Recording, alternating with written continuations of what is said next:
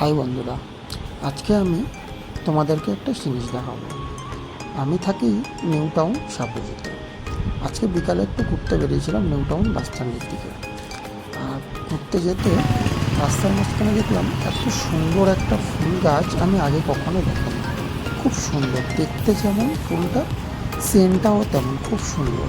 তো কার কার এটা দেখার ইচ্ছা আর কার কার ভালো লেগেছে প্লিজ কমেন্ট করে জানাবে।